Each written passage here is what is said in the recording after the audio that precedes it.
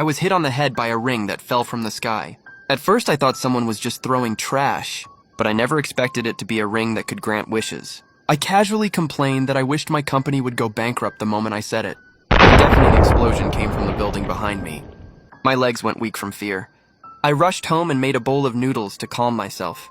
But the next second, a news report made me freeze. A sapphire ring from European royalty was sold yesterday to a mysterious buyer for $10 million. They said the ring had the power to make wishes come true. I couldn't believe it. This plain-looking ring was actually worth that much. More importantly, it really could grant wishes. I couldn't help but remember how I muttered something in anger earlier. The building exploded right after, so I decided to test it. I whispered that I wanted milk tea the moment I finished. A milk tea was delivered to my door. Turns out the guy next door on a diet gave me his milk tea. That proved the ring's power was real. So I ran back inside holding the drink, ready to make a bigger wish. I wished to live in a mansion and have 10 handsome men serve me. Right after I spoke, 10 men in black stormed into my home. I thought my wish had come true, but before I could react, they blindfolded me and took me away.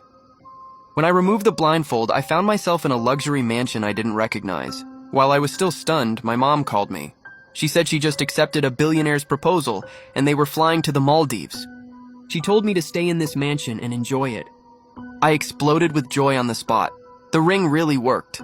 I lay on the luxury sofa dreaming of wealth, but then got a call from my devil boss. I had to work late into the night developing a new product. The next day, I brought the sample to the office. My coworkers were too scared to try it. Then the CEO himself stepped in and took a bite.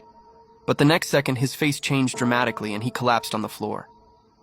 Everyone panicked. His assistant rushed him to the hospital. I was terrified, thinking I had made a huge mistake. But he woke up in the hospital right away, as if nothing had happened. The doctor told him there are over 400 allergens in the world and he's allergic to all of them. He's the easiest person to poison alive and should avoid making enemies. But the CEO stayed calm and walked out of the room without a word. I rushed to check on him. He blamed me immediately, saying I gave him food poisoning and made him miss work.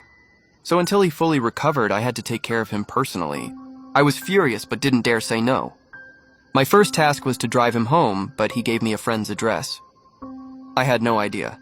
This was all part of a massive scheme. I didn't know. The mansion I was staying in was actually his, because the billionaire my mom married was his father, and since he resented his dad for remarrying, he wanted me to become his dad's daughter-in-law first. So he used the allergy excuse to slowly get closer to me. To avoid me finding out we lived together, he purposely never returned to his own home. And I knew nothing, naively thinking I was dropping him off at a friend's place. But the moment we sat down, he suddenly asked if I had a boyfriend.